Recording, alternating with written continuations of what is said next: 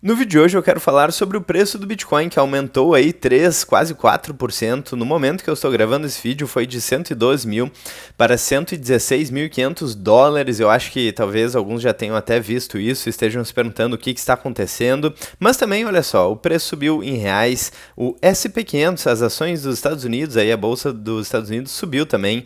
O contrato contínuo de ouro subiu também. Banco do Brasil subiu, Itaú subiu, Ibovespa subiu, dólar americano caiu, ou seja, redução aí da incerteza no mercado e desvalorização do dólar, que geralmente acontece como um flight to quality, ou seja, basicamente uma reserva aí de segurança no mercado, e tudo subiu menos dólar, né? MicroStrategy subiu também. Então o que aconteceu? Tudo que tem volatilidade, que tem uma certa liquidez aí, se valorizou, inclusive o Bitcoin, e o dólar, que é o que se valoriza quando tudo cai, se desvalorizou. E eu acho que hoje é um dia excelente aí para mostrar como é que funciona essa economia, que é uma economia global, que quando a gente tem aí variações, influências aí no Banco Central dos Estados Unidos, a gente vê as consequências em todo o mercado financeiro, Bitcoin, Estados Unidos, Europa, Brasil, Ásia, todos os países do mundo, é incrível isso. Então vamos falar sobre isso no vídeo de hoje, mas antes de começar o vídeo eu gostaria de lembrar que nós temos uma parceria com a Bipa e você pode utilizar o cupom Satoshi para ganhar até R$ 100 em Bitcoin. A Bipa é uma exchange bem intuitiva, bem fácil de utilizar, com cartão cashback em Bitcoin, soluções na Lightning Network e várias soluções bitcoinheiras. Então, se você tem interesse, dê uma olhada na descrição do vídeo que tem o link e todas as informações. Bom, então, preço do Bitcoin sendo cotado a 116.500 mil dólares no momento em que eu estou gravando esse vídeo, uma alta aqui bastante expressiva, certo? Olha só essa pancada para cima. Só que isso não aconteceu só no Bitcoin. Inclusive, o que motivou essa pancada para cima foi basicamente o mercado americano aí e mais especificamente uma decisão do Banco Central dos Estados Unidos. Olha só, essa notícia saiu faz uma hora aqui no dia de hoje. Então, Jerome Powell, que é o presidente do Banco Central dos Estados Unidos, o Federal Reserve, o Fed, sinaliza que pode reduzir juros nos Estados Unidos em breve. Então, para vocês terem uma noção do tamanho da manipulação que acontece hoje nos mercados, simplesmente a sinalização de uma possibilidade da redução da taxa de juros nos Estados Unidos já faz com que tudo suba no mundo inteiro, desde Bolsa dos Estados Unidos até Bitcoin, até contrato de ouro, Banco do Brasil, Ibovespa e por aí vai. Então, simplesmente a possibilidade do Banco Central dos Estados Unidos reduzir os juros faz com que todo o mercado suba. Por que isso acontece? Bom, para quem acompanha o canal aqui já deve entender como é que esse mecanismo funciona. Quando cai a taxa de juros, o crédito fica mais barato, o dinheiro fica mais abundante aí na economia. E se tem mais dinheiro, então as pessoas podem utilizar esse dinheiro para construir, para comprar ativos, inclusive ações, inclusive Bitcoin, inclusive a economia começa a gerar um pouco mais. Qual que é o problema disso? Que a manipulação na taxa de juros no longo prazo cria bolhas, e é o que a gente vem falando aqui já faz alguns vídeos. Então, desde 2008, a expansão na base monetária vem crescendo cada vez mais rápido, desde 1971 também, e assim a gente pode ir voltando. O fato é que esse é um problema inerente das moedas fiduciárias, e aqui a gente vê a manipulação da taxa de juros dos bancos centrais. Então eles baixam a taxa de juros, a economia começa a se alavancar, quando eles sobem,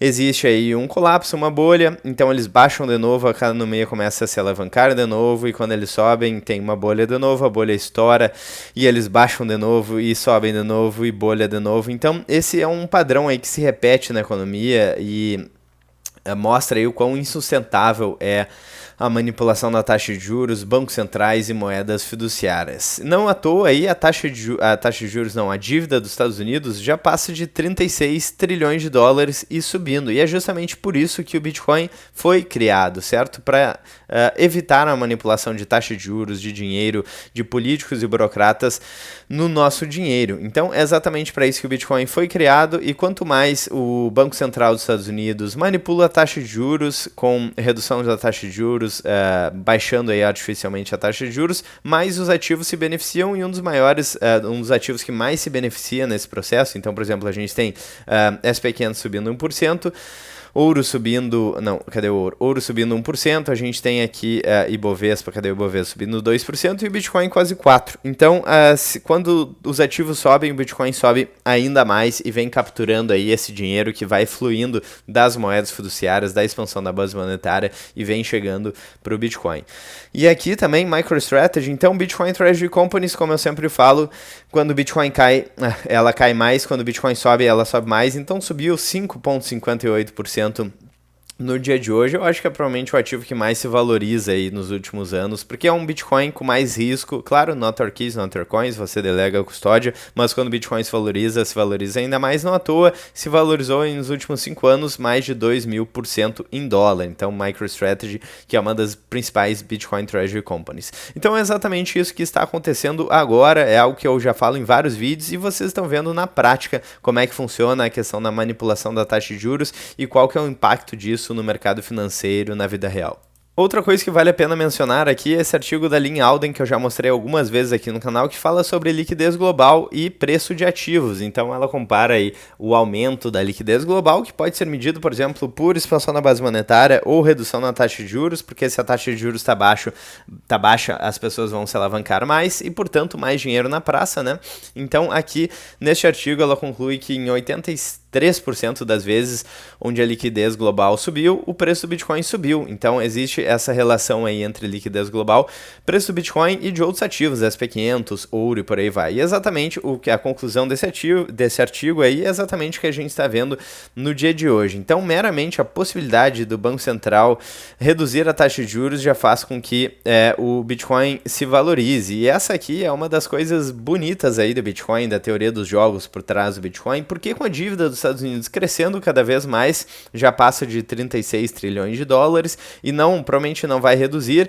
Então, qual que é a forma aí de fazer com que essa dívida não exploda e fique insustentável e seja possível rolar a dívida? Bom, basicamente, artificialmente baixando a taxa de juros. E se os Estados Unidos baixa a taxa de juros, a gente tem aí uma bolha ainda maior de ativos e possivelmente de dívida, certo? Porque é mais fácil aí adquirir essa dívida. Então, o Banco Central dos Estados Unidos, da Europa, do Brasil, da Ásia, da China, do Japão, estão em uma armadilha que é inerente às moedas fiduciárias. Então, as moedas fiduciárias fazem com que políticos e burocratas tenham incentivos para expandir a base monetária, que é o que faz com que a perda de poder de compra aconteça nas moedas fiduciárias inevitavelmente. Então é algo que é insustentável e as soluções aí estão disponíveis. Então a gente tem o ouro como uma potencial solução, o Bitcoin como uma potencial solução, nada disso, como eu já falo em todos os vídeos aqui, o disclaimer clássico do canal, nada disso é uma dica de investimentos, mas as alternativas então estão sendo procuradas por investidores. E é justamente então essa armadilha que o Banco Central não consegue sair, que faz com que aumente aqui então a dívida dos Estados Unidos, baixa a taxa de juros artificialmente e valorize aí o preço de vários ativos, certo? Então a gente tem, por exemplo, SP500 aqui, vamos colocar na máxima. Essa aqui é a Bolsa dos Estados Unidos, um dos principais índices, né? Desde as políticas de quantitative easing, com a baixa aí da taxa de juros, vamos ver. As políticas de quantitative easing começaram aqui em 2008. O Banco Central dos Estados Unidos baixou a zero a taxa de juros. O Bitcoin foi criado e se valorizou aí, enfim, uma quantidade... Ele se valorizou muito, né? Vamos ver até quando esse gráfico vai até 2016, valorizou mais de 25.000% em dólar. E aqui o SP500, então, desde 2008 se valorizou mais de 600% em dólar, certo?